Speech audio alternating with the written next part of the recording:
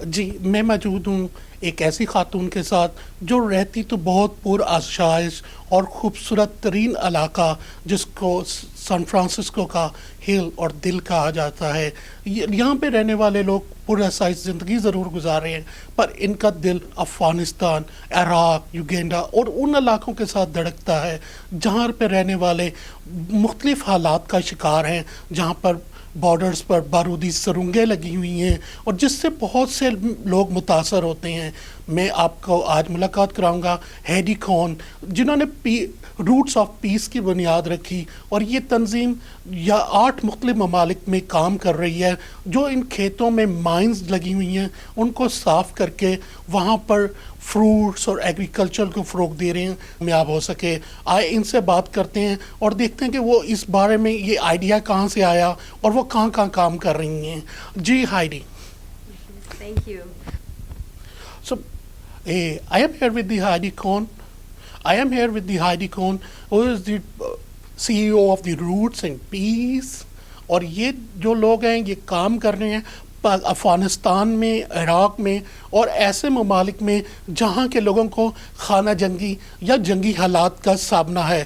So I am here with her to talk about their work, their working for the poor people. She live a very high society, very peaceful area of the San Francisco Hills, but she knows how to help the people who is living on the poverty level, and she is going to help her and them working with them together. So I just here to talk about their work.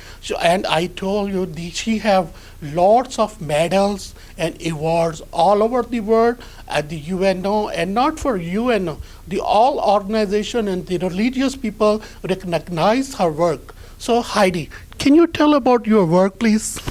To be here with Dunya TV again, and I've had the honor of visiting Pakistan, your beautiful country, and we live in a world today where there's 60 million landmines silently poised in 60 countries. And as a mother of 4 children, when I learned about landmines through the footsteps of Princess Diana, I thought, what could I do as one mother to help alleviate the suffering of children who just want to kick a soccer ball out of bounds or chase a butterfly across a field of flowers only to lose a life or a limb to a landmine. So I set out on a quest in September of 1997 with a vision of turning mines to vines, replacing the scourge of landmines with bountiful vineyards and orchards worldwide. And with the help and support of many donors and supporters, Roots of Peace has planted rice in Cambodia, grapes in Afghanistan, orchards in Croatia, wheat in Iraq, and just blending borders for peace, bridging borders for peace through agriculture. We've worked so far in 8 countries, but again, with a baseline of 60 million landmines in 60 countries, with the intention and resource of the world, we have the potential of eradicating these seeds of hatred that we have planted intentionally into the skin of Mother Nature. And by removing them, the land is no longer held hostage by these landmines. It's fertile grounds for people to grow beautiful fresh grapes and pomegranates and apricots, and it's just such an important vision of replacing the scourge of landmines with bountiful vineyards and orchards worldwide. How does the idea come in your mind to work with the mines? Well, it's really an epiphany of sorts, and this is a landmine. This is an example of a landmine. It's a very cheap, indiscriminate weapon of mass destruction in slow motion. Cost about $3 to put in the ground, and it only takes 8 pounds of weight to detonate. And from my heart as a mother, it's the average weight of a newborn child. This is an Bouncing Betty. These are placed in Vietnam, where we also work, and more bombs were dropped there than World War I and II combined during the Vietnam War, yet they still remain in the ground today, 45 years after the war has ended. So today we're removing the landmines, and planting black pepper, beautiful, delicious spices, as Pakistan knows, Oh, yeah. and the beautiful black pepper and the spices that are intended to grow from the earth as they have for thousands of years. So this is just respecting the earth, the fruits, but it's also the business of peace, because that's essential. We don't just think of peace as something, light. Peace is the most important thing we could be digging down to on the face of the earth right now. And with the challenges of COVID-19, the whole world has suffered with great empathy for those who much suffer all over the world. Because when there's landmines in their backyard, they must stay at home or have the fear of their children and the farmers using their hoes and their shovels only to lose a life. All farmers should be have the ability to cultivate the beautiful earth that we share, the beautiful country of Pakistan, which I visited in Islamabad and Lahore and Taxila. I mean, the beautiful fruits grow there as they do in Afghanistan. And farmers and families just around the world want to feed their children and have the dignity of cultivating their fields without the fear of a landmine. Work in Vietnam, you work in Iraq. So people have a resistance, and they feel that the same people are bombing and same people are bringing the peace. So what your opinion, how you work, do you feel there's some resistance there? Well, I come from the heart of a mother, and I come from the humanitarian aspect, not the political and not the religious. It's interfaith. We work with all. And in the country of Afghanistan, I began my work there shortly after the September 11th attacks on the United States of America. It was a tragic day on September 11th. But the world learned of Afghanistan, and they thought it was a country that was Tora Bora and caves. But as I came to know Afghanistan, it's a country 80% dependent upon agriculture.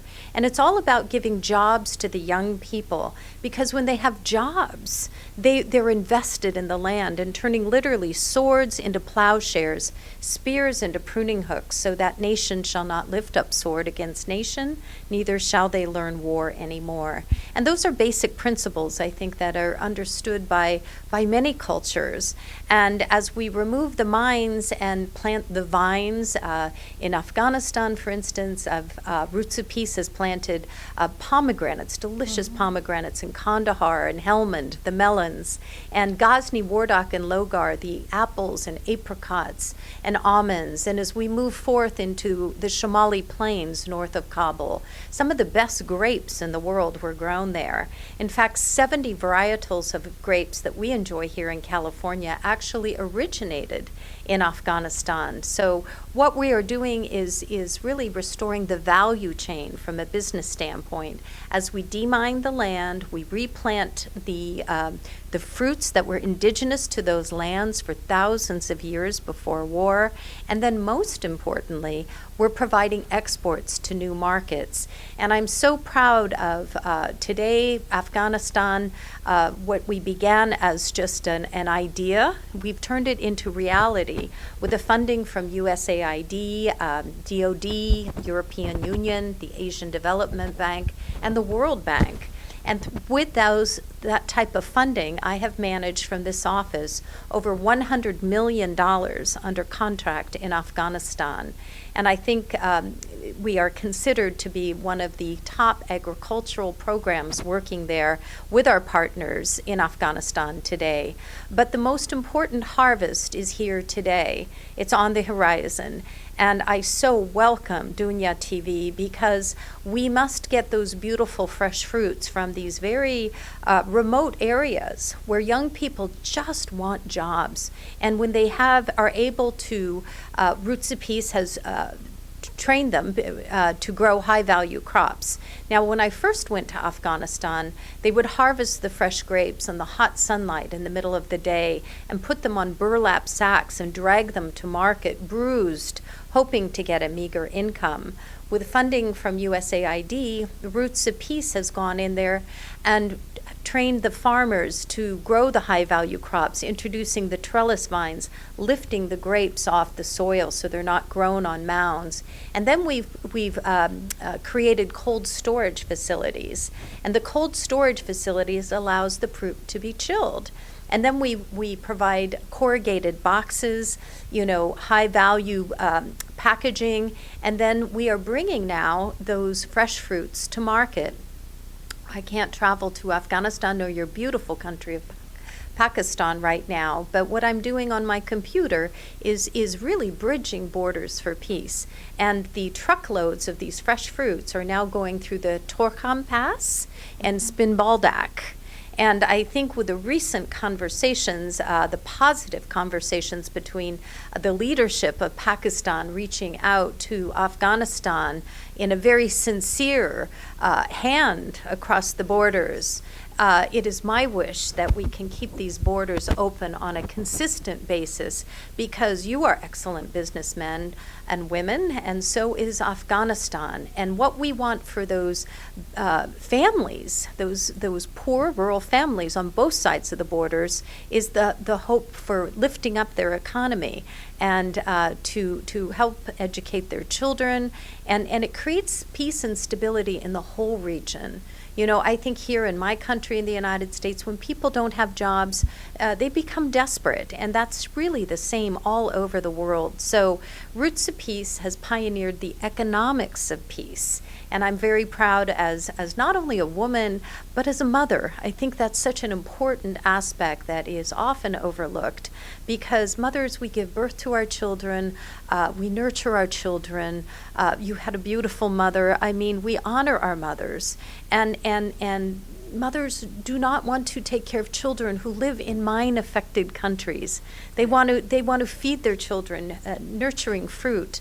And the beauty of Afghanistan and Pakistan right now is these have been such challenged areas, and through decades of war in Afghanistan.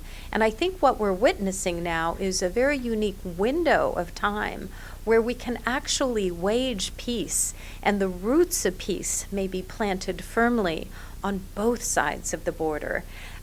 If I could fly over there today, perhaps maybe we can arrange to do so virtually, but I would love to have the beautiful fresh baskets of fruit with the Afghan mothers and businesswomen, the traders, and meeting the Pakistan women on the other side. And I would love to be that American mother in the middle and making sure that we both enjoy the fruits that are grown from our one earth, our one Mother Earth that we're given to shepherd. And the borders of Afghanistan and Pakistan, those distant cousins, may soon be friends. Yes, they are. So your book is coming officially 10 September. That's a congratulations on your book. This new book is the Breaking Ground. So can you tell me about your work and the Pakistani Pelda is working with your organization to help with the virtual integration on the book and because of COVID. I believe if they're not covered, you was there in Pakistan and you are opening ceremony in the beautiful place of Pakistan. So can you tell me about your book and show me why you write this one and what is the main purpose of this book? Well, I'd like to present to you my book. Thank you so much. Breaking Ground, and this is a photo of me walking the minefields of Vietnam. And this is, of course, the children of Afghanistan. And I'm very honored to have Her Majesty Queen Noor, who wrote the foreword of the book. And again, respecting the seeds we have in common as global citizens rather than those which separate us. Dr. Ken Rutherford, who is a double amputee, lost both his legs to a landmine in Africa, wrote the preface. And on the back of the book is a beautiful quote by Speaker Nancy Pelosi and also Cindy McCain, whose husband served as senator and served in the Vietnam War. Ambassador George Moose, who actually is He is vice chair of the U.S. Institute of Peace, and a very respected organization that works quite heavily in Pakistan. And Pat Mitchell, who was the first woman CEO of PBS. And then, of course, landmines affect animals as well. And Dr. Jane Goodall has written a quote. So, these are quotes from various organizations and people around the world.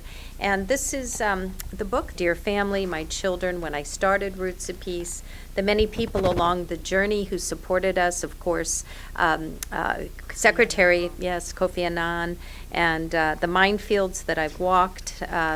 This is Angola with my dear husband Gary. This is the same field where Princess Diana had walked. And these are the women in Afghanistan. We don't judge the cultures, we just work with the people.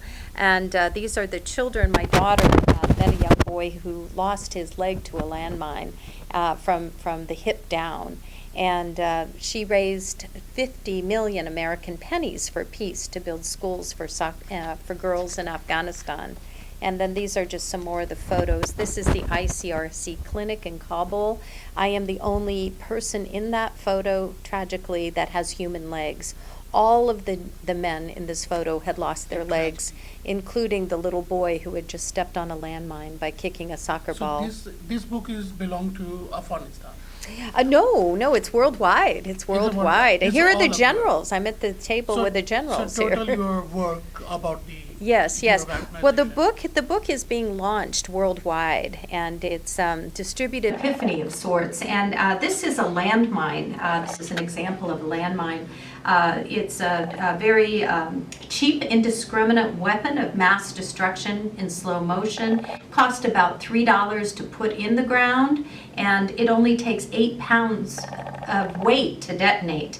And for my heart as a mother, it's the average weight of a newborn child.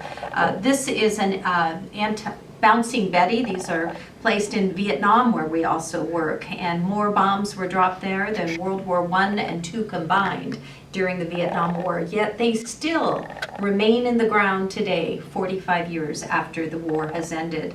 So today, we're removing the landmines and planting black pepper, beautiful, delicious spices, as Pakistan knows. Oh, yeah. And the beautiful black pepper and the spices that are intended to grow from the earth, as they have for thousands of years. So this is just respecting the earth, the fruits, but it's also the business of peace, because that's essential. We don't just think of peace as something, light. Peace is the most important thing we could be digging down to on the face of the earth right now. And with the challenges of COVID-19, the whole world has suffered with great empathy for those who much suffer all over the world. Because when there's landmines in their backyard, they must stay at home or have the fear of their children and the farmers using their hoes and their shovels only to lose a life. All farmers should have the ability to cultivate the beautiful earth that we share, the beautiful country of Pakistan, which I visited in Islamabad and Lahore and Taxila. I mean, the beautiful fruits grow there as they do in Afghanistan. And farmers and families just around the world want to feed their children and have the dignity of cultivating their fields without the fear of a landmine. You want me to look here? Yeah. Well, this is a special message to Dunya TV, and I hope this harvest of hope that we have in front of us in this year of 2020, one of the most challenging years, I think, for the world as we live in a global pandemic. But let's show the world something positive. Let's end this year of 2020 with great vision, the vision of turning mines to vines, swords to plowshares, and may peace come from both the heart of Afghanistan and the heart of Pakistan. This is my dream, inshallah. I think there's some problem with the local peoples Can you tell me about this? Well, I must say, since Roots of Peace began our work in Afghanistan in 2003, many Afghans have been so wonderful, so good to us, respecting us and sharing the poetry of Rumi and their culture. They're breaking bread and their beautiful naan. But there was a very tragic day that happened in the history of Roots of Peace, and that was March 28th, 2014. And it was the worst call that I ever received in my life. It was like, we are under attack by the Taliban. And I had to endure and listen to a 4.5-hour gun battle when my staff was inside of the compound where I had been just only a few weeks before. And in those same rooms where I slept, they were fighting for their lives. And there was a Taliban explosion at the front door of our compound.